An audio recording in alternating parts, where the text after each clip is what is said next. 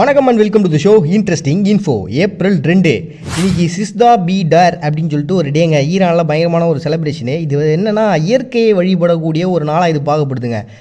இந்த நாளை பொறுத்த வரைக்கும் அவங்க என்ன நினைக்கிறாங்கன்னா, இந்த வறட்சி காலத்தினுடைய அரக்கனை அழித்து இந்த மழை தேவதை எங்களை எல்லாரையும் காப்பாற்றினாங்க அப்படின்னு சொல்லிட்டு ஒரு பழங்காலத்து நம்பிக்கை அவங்ககிட்ட இருக்குது. அதுலேயும் பார்த்தீங்கன்னா ஜாம்ஷித் அப்படின்ற ஒரு மன்னர் அவங்க காலத்தில் பார்த்தீங்கன்னா இது நடந்திருக்கு, மக்களோட சேர்ந்து அவர் வந்து கொண்டாடி இருக்காரு அப்படின்னு சொல்லிட்டு வரலாற்று குறிப்பு இருக்குது. அதான் நாங்கள் ஃபாலோ பண்ணுறோம் அப்படின்னு சொல்லிட்டு நம்புறாங்கப்பா. இது வந்து ஒரு பாரசீகத்தினுடைய ஒரு திருவிழாவாக தான் பார்க்கப்படுது. அண்ட் இது எப்படி இந்த நாட்டுக்குள்ளே வந்துச்சு அப்படிலாம் பார்த்தீங்கன்னா, ஜோராஸ்ட்ரியம் அப்படின்னு சொல்லிட்டு ஒரு மதம் ஒன்று இருக்குங்க எங்கள் நாட்டில். இது வந்து பார்த்தீங்கன்னா 2500 வருடங்களுக்கு முன்னாடி இஸ்லாத்தினுடைய ஆட்சி அப்படின்றது இந்த பகுதியில் நிறுவப்படுறதுக்கு முன்னாடி வரைக்குமே இது தழைத்தோங்கின ஒரு மதமாக இருந்தது. அதுக்கப்புறம் பார்த்தீங்கன்னா இது டோட்டலாக போயிடுச்சு. ஸோ அவங்களுடைய காலத்தில் அந்த ஜோராஸ்ட்ரியம் அப்படின்ற ஒருத்தவங்க ஒரு கடவுளை இவர் வந்து படைப்பினுடைய கடவுளாக பார்க்கப்படுறாங்க. இவங்களுடைய காலகட்டத்திலாம் பார்த்தீங்கன்னா இது இருந்திருக்குது. அது அப்படியே தொடர்ந்து பார்த்தீங்கன்னா இப்போவும் அது அப்படியே மாறிட்டுருங்க. இப்போ இருக்கக்கூடிய காலகட்டத்தை பொறுத்த வரைக்கும் அவங்க எப்படி கும்பிட்றாங்க அப்படின்னா இயற்கையை நேசிக்கக்கூடிய ஒரு நாளாக பார்க்கப்படுது. அதையும் பார்த்தீங்கன்னா ஒரு 2 நாளுக்கு முன்னாடி என்ன பண்ணிடுறாங்க, இந்த கோதுமையெல்லாம் கொஞ்சம் போட்டு அது முளை விடும் இல்லையா, ஸோ அப்படி வச்சிடுறாங்க. அது கொஞ்சம் லைட்டாக செடி மாதிரி வளர்ந்த உடனே அதை தூக்கி எறிஞ்சு அதை வந்து கொண்டாடுறது. அப்புறம் எல்லாம் அந்த இயற்கை பூங்காக்கள்லாம் போயிட்டு எல்லாத்தையும் பார்வையிடுறது. அந்த இயற்கையோட இயற்கையாக மக்கள் நம்ம எவ்வளோ பெரிய ஒரு அழகான ஒரு உலகத்தில் வாழ்ந்துருக்கோம், நம்மளை சுற்றி எவ்வளோ அழகான இயற்கை இருக்குது அப்படின்னு சொல்லிட்டு ரசிக்கக்கூடிய ஒரு நாளாக வச்சு அவங்க செலிப்ரேட் பண்ணுற ஒரு நாளாகுதுப்பா. ஸோ அப்படி இந்த வறட்சியினுடைய காலம் போய் நம்ம வந்து மழை தேவதை நம்ம எல்லாரையும் காப்பாற்றி இன்றைக்கி ஒரு வசந்த காலத்துக்கு கொண்டு வந்துக்கிறாங்க அப்படின்ற ஒரு மிகப்பெரிய ஒரு நம்பிக்கையோட தான் இன்றைக்கி சிஸ்தா பி டார் அப்படின்னு சொல்லிட்டு ஒரு டே வந்து ஈரான் செலிப்ரேட் பண்ணுறாங்க April 2. Next international children's book day அப்படின்னு சொல்லிட்டு ஒரு டே வந்து செலிப்ரேட் பண்ணுறாங்கப்பா. இந்த நாளை பொறுத்த வரைக்கும் என்னென்னா, குழந்தைங்களுக்குன்னு சொல்லிட்டு சில புக்குங்க இருக்குமா, அவங்களுக்குன்னு ஒரு சில கதைகள்லாம் இருக்கும். இந்த மாதிரி நரி வந்து சாப்பிட்டுச்சு, காக்கா வந்து வடையை தூக்கின்னு போயிடுச்சு அப்படின்னு சொல்லிட்டு கதைகள்லாம் இருக்குதுல்ல, அது நம்ம ஊரை பொறுத்த வரைக்கும் அது வந்து வேர்ல்டு வைடில் பார்த்தீங்கன்னா ஏகப்பட்ட கதைகள் இருக்குது. ஸோ அந்த மாதிரியான கதைகள்லாம் எழுதுறவங்களுக்குலாம் பயங்கரமான ஒரு நாலேஜ் தேவை. ஏன்னா ஒரு குழந்தையாவே மாறி அவங்களுக்கு என்னெல்லாம் பிடிக்கும் அப்படின்றது யோசிச்சா மட்டும் தான் நம்மளாம் பண்ண முடியும். அப்படிப்பட்டவங்களை சிறப்பிக்கிறதுக்காக உருவாக்கப்படுது. அதுவும் ஸ்பெஷலாக பார்த்தீங்கன்னா டேனிஷ் நாட்டை சேர்ந்த ஹன்ஸ் கிறிஸ்டியன் ஆண்டர்சன் அப்படின்ற ஒரு பர்சனே அவருடைய பர்த்டே செலிப்ரேட் பண்ணுறதுக்காக தான் இந்த டே வந்து அவங்க சூஸ் பண்ணிக்கிறாங்க 1967. ஸோ அப்படி IBBY அப்படிங்கிற ஒரு அமைப்பு மூலமாக இது உருவாக்கப்பட்டுச்சு. அதை தொடர்ந்து பார்த்தீங்கன்னா பல நாடுகள் இது ஆதரவு தெரிவிக்க ஆரம்பிச்சாங்கப்பா. அதுலேயும் பார்த்தீங்கன்னா குறிப்பாக சொல்லணும்னா தாய்லாந்தில் இதுக்கு பயங்கரமான ஒரு ஆதரவு இருந்தது. அதனால் அவங்களும் பார்த்தீங்கன்னா இந்த நாளை வந்து இந்த இன்டர்நேஷனல் சில்ட்ரன்ஸ் புக் டே வந்து செலிப்ரேட் பண்ணுறாங்க. அவங்க நாளை பொறுத்த வரைக்கும் அவங்க நாட்டை பொறுத்த வரைக்கும் இதுக்காக இந்த டே வந்து அவங்க சூஸ் பண்ணிக்கிறாங்க அப்படின்னா, அங்கே வந்து பூமி போல் அதுல்யா தேவ் அப்படின்னு சொல்லிட்டு ஒரு ராஜாவை பற்றி நம்ம பார்த்துருப்போம் தெரியுங்களா, அவருடைய பொண்ணு சிரிந்தோர்னான் அப்படின்னு சொல்லிட்டு ஒருத்தவங்க அவங்களுடைய பர்த்டேவும் இந்த டேட்டில் வருது. ஸோ அதனால் அவங்க என்ன பண்ணிட்டாங்கன்னா, நம்மளுடைய இளைய ராணியினுடைய பர்த்டே வருது, அப்போ இந்த நாளை வந்து நம்ம இதுக்காக சூஸ் பண்ணிக்கலாம்னு சொல்லிட்டு இந்த இன்டர்நேஷனல் சில்ட்ரன்ஸ் புக் டேவை அவங்க செலிப்ரேட் பண்ணுறாங்கப்பா. அட் த சேம் டைம் தாய்லாந்தில் இந்த பெண்மணியுடைய பிறந்தநாள் 30வது பிறந்தநாள் வந்துச்சு. அந்த சமயத்தில் பார்த்தீங்கன்னா இவங்க கல்வி மற்ற எல்லா விஷயத்திலும் பொருளாதாரம் அப்படின்னு சொல்லி ஏகப்பட்ட விஷயங்களை பயங்கரமான கான்சன்ட்ரேஷன் பண்ணக்கூடிய ஒரு நாலேஜபிளான ஒரு கேர்ளாக இருந்திருக்காங்க. அதனால் அவங்க என்ன பண்ணிட்டாங்க, இது வந்து ஹெரிட்டேஜ் டேவாக நம்ம வந்து கொண்டாடலாம், நம்மளுடைய பாரம்பரியத்தை கொண்டாடக்கூடிய ஒரு நாளாகவே மாற்றிடலாம் அப்படின்ட்டு. ஏன்னா இந்த குத்துப்பட்டாலும் மோதிர வரல குத்துரு பண்ணணும்னு சொல்லுவாங்க.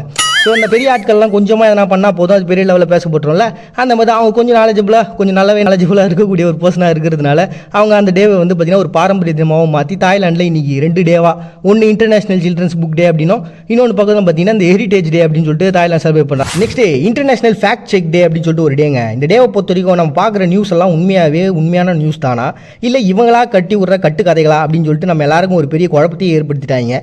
அதுலேயும் ரீசெண்டாக கூட பார்த்தீங்கன்னா ஒரு மேட்ச் நடந்தப்போ கரெக்டாக இந்த தோனியோட காலில் பத்ரினா வந்து ஆசீர்வாதம் வாங்கினான்னு சொல்லிட்டு போட்டாங்க. அடுத்த நாளே பார்த்தீங்கன்னா அந்த நியூஸ் வந்து போய் அவர் வந்து ஓடி வர்றதுக்காக ஒரு சின்னதாக பிளேட் மாதிரி வச்சிருப்பாங்களா ஒயிட் கலரில், அதை எடுத்துகிட்டு போனார். அதை போய் காலில் விழுதுன்னு சொல்லிட்டாங்க அப்படின்னு எனக்கு பக்குனா இப்போ அடப்பாங்களா, அதை நேற்று எப்படி காட்டினாங்க, என்னவோ பயங்கரமாக எமோஷனலான மியூசிக்கெல்லாம் போட்டு ஆட் பண்ணியிருந்தீங்களா அப்படின்ற மாதிரி. ஸோ இந்த மாதிரி பார்த்தீங்கன்னா வேர்ல்டு வைடில் கலாச்சாரம் சம்மந்தப்பட்டதாக இருக்கட்டும், அரசியல் சம்மந்தப்பட்டதாக இருக்கும், நம்ம பார்க்கக்கூடிய அத்தனை நியூஸுமே உண்மையாகவே நியூஸ் கிடையாது. அது வந்து ஒரு பரபரப்புக்காக உருவாக்கப்பட்ட ஒரு விஷயமா இருக்குது அப்படின்ற ஒரு சந்தேகத்தை நம்ம மக்கள் மத்தியில் ஏற்படுத்திட்டாங்க. இதுலேருந்து எப்படியாவது மக்கள் வெளில வரணும் அப்படின்னு சொல்லிட்டு யோசிச்சவங்களால உருவாக்கப்பட்ட ஒரு தினம் தான் இது. ஃபஸ்ட் டைமாக பார்த்தீங்கன்னா இந்த அமெரிக்காவை தளமாக கொண்டு தான் இது உருவாகினாங்க. ஏன்னா அவங்க என்ன பண்ணாங்க அப்படின்னா எல்லோ ப்ரெஸ் அப்படின்னு சொல்லிட்டு ஒரு விஷயத்தை உருவாகினாங்க. இதன் மூலமாக என்னென்னா கரெக்டாக உண்மையான அங்கீகரிக்கப்பட்ட நியூஸை மட்டும்தான் அவங்க வெளியிடணும்னு சொல்லிட்டு இந்த ஒரு பத்திரிகை வந்து வெளியிட்டாங்கப்பா. ஸோ அப்படி பார்த்தீங்கன்னா அது பயங்கர ஃபேமஸாகவும் போச்சு. அட் த சேம் டைம் ஏன் இதை அவங்க பண்ணாங்க அப்படின்னா, அவங்க ஊரில் வந்து 2 பத்திரிகை என்ன பண்ணாங்க, மக்களுக்காக அவங்களுக்கு வந்து பரபரப்பாக நியூஸ் கொடுக்கணும்னு சொல்லிட்டு போட்டி என்னென்னமோ கதைகள்லாம் கட்டி விட்டு அப்படியே நியூஸ் நியூஸ் கொடுக்குறதுன்றத வழக்கமாக வச்சுருந்தாங்க. அதுவும் இது எப்போ ஃபேமஸ் ஆக ஆரம்பிச்சது அப்படின்னு பார்த்தீங்கன்னா, அமெரிக்காவில் டொனால்டு ட்ரம்ப்புக்கும் கிளின்டனுக்கும் வந்து ஒரு பெரிய அரசியல் மோதல்ன்றது போயிட்டு இருந்தது. அப்போ கருத்து கணிப்புலாம் போடுவாங்க தெரியுங்களா, யார் ஜெயிக்க போகிறாங்க, யாருடைய ஆதரவு ஜாஸ்தி ஆகுதுன்னு. அதில் வந்து பார்த்தீங்கன்னா டொனால்டு ட்ரம்ப்புக்கு 30 மில்லியன் அப்படின்னு சொல்லிட்டு போட்டிருந்தாங்க. அதுவே வந்து கிளின்டனுக்கு வந்து 8 மில்லியன் அப்படின்னு சொல்லிட்டு போட்டிருந்தாங்க. இப்படி ஒரு பொய்யான தகவலை இவங்க எப்படி உருவாக்கலாம் அப்படின்னு சொல்லிட்டு தான் இந்த பிரச்சனைன்றது பெரிய லெவலில் போச்சு. அப்போ நம்ம பார்க்குற நியூஸ் எல்லாத்தையும் கண்டிப்பாக ஒரு தடவை செக் பண்ண வேண்டியது அவசியமாக இருக்குது.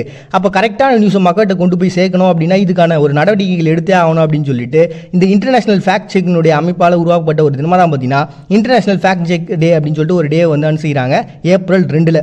நெக்ஸ்ட் ரஷ்யா பெலாரஸ் ஒற்றுமை தினம் சொல்லிட்டு ஒரு டேங்க. இது இப்போ இருக்கா அப்படின்றது ஒரு கேள்விக்குறி தான். காரணம் என்ன பார்த்தீங்கன்னா, நமக்கே தெரியும் உக்ரைனோட பெரிய வார் நடந்ததுன்னு. இது எப்போ உருவாகினாங்க அப்படின்னா 1996 இவங்க 2 பேரும் ஒப்பந்தத்தை போட்டாங்கப்பா. இதுக்கப்புறம் தான் அந்த பெரிய பிரச்சனைன்றதே உருவாக ஆரம்பிச்சுது. என்னன்னா பெலாரஸுக்கும் ரஷ்யாவும் என்ன பண்ணிட்டாங்க, நம்ம பொருளாதாரம், அரசியல், சமூக ஒற்றுமை இது எல்லாத்துக்கும் சேர்த்து நம்ம நாடுகள் எல்லாம் ஒற்றுமையாக இருக்கலாம் அப்படின்னு சொல்லிட்டு ஒரு ஒப்பந்தத்தை போட்டாங்க. நல்ல விஷயம் தான். பட் ஆனால் என்ன பண்ணாங்கன்னா, இன்னொரு பக்கம் ஐக்கிய ராஜ்யம் தான் ஒன்றா கூப்பிட்டாங்களே, அவங்க என்ன பண்ணிட்டாங்க, நீங்கள் அவங்களோட சேராதீங்க, சேர்ந்தீங்கன்னா பிரச்சனை ஆகிடும், அது நல்லா இருக்குது, நாங்கள் உங்களுக்கு நிறைய வளங்களை தரோம் அப்படின்னு சொல்லிட்டு என்னென்னமோ பேசி ஒரு கட்டத்தில் 2 பேருக்கு சண்டையை மூட்டி விட்டு அது பெரிய போராக முடிஞ்சு போச்சு. ஸோ ஏதோ ஒன்றுங்க, இப்படி ஒரு கட்டத்தில் 1996 ஒரு ஒப்பந்தம் போட்டு இவங்க வந்து ஒற்றுமை ஆகணும்னு சொல்லிட்டு ஒற்றுமை ஆனாங்க இல்லையா.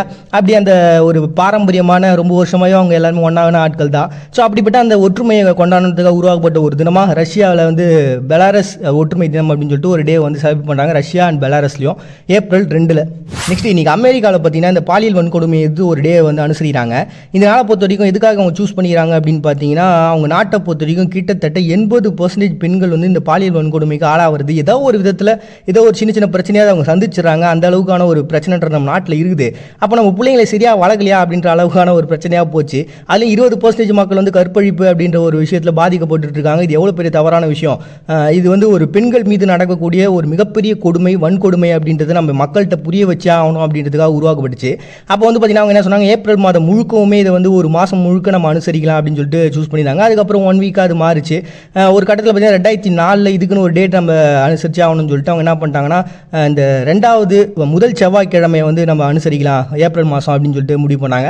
இப்போ எப்படி இருந்தாலும் பார்த்தீங்கன்னா இந்த மாதம் ஃபுல்லாகவே பார்த்தீங்கன்னா இந்த வன்கொடுமைக்கு எதிரான ஒரு நாளாக தாங்க பார்க்கப்படுது. இது வந்து 1970 பார்த்தீங்கன்னா அவங்க இதுக்கு எதிர்ப்புன்றது தெரிவிக்க ஆரம்பிச்சாங்கப்பா. எது எப்படியோ இந்த மாதத்தை பொறுத்த வரைக்கும் நம்ம ஊரில் வந்து பிள்ளைங்க, ஆம்பளை பசங்கள்லாம் பெண்கள் அப்படின்றவங்க நம்ம நாட்டின் கண்கள் அப்படின்றத பார்க்கணும் அப்படின்றதுக்காகவும், அட் த சேம் டைம் பெண்கள் மீது நடக்கக்கூடிய இந்த வன்கொடுமை இதுக்கப்புறம் நடக்கவே கூடாது, அதுக்காக என்னென்ன நடவடிக்கைகள் அப்படின்னு சொல்லிட்டு உருவாக்கப்பட்ட ஒரு தினம் தான் பார்த்தீங்கன்னா இந்த தினமாக வந்து அனுசரிக்கிறாங்க April 2. Next world autism awareness day அப்படின்னு சொல்லிட்டு ஒரு டேங்க. இது வந்து எதுக்காக உருவாக்கப்படுது அப்படின்னு பார்த்தீங்கன்னா, இந்த சில குழந்தைங்க பிறக்கும் போதே பார்த்தீங்கன்னா மரபணு கோளாறுகளில் பிறப்பாங்க. அதனால் என்ன ஆகிடும்னா அவங்களுடைய நரம்பில் ரீதியான ஒரு மாற்றங்கள்ன்றது ஏற்பட்டுரும். அவங்களுடைய வயசு அதிகமாகிட்டே போகும், பட் அவங்களுடைய மூளை வளர்ச்சி அப்படின்றது குறைஞ்சு தான் இருக்கும். இப்போ ஒரு 15 வயசு இருக்கும், பட் இருந்தாலும் பார்த்தீங்கன்னா அவங்க 3 வயசு 4 வயசு குழந்தைங்க மாதிரி தான் பிஹேவ் பண்ணுவாங்க. அவங்களுடைய ஐ கான்டாக்ட் அப்படின்றது நம்ம பார்த்தே இருக்காது, எங்கேயோ பார்த்துருக்கோம். ஸோ இப்படி ஏற்படக்கூடிய இந்த பிரச்சனையிலேருந்து நம்ம எப்படியாவது விடுபட்டே ஆகணும்னு சொல்லிட்டு எவ்வளவுதான் நம்ம டெக்னாலஜியை வளர்த்துருந்தாலும் இந்த மாதிரி நோய்கள் நம்மளால் வெளில வர முடியல அப்படின்னு சொல்லிட்டு ஒரு வருத்தம்.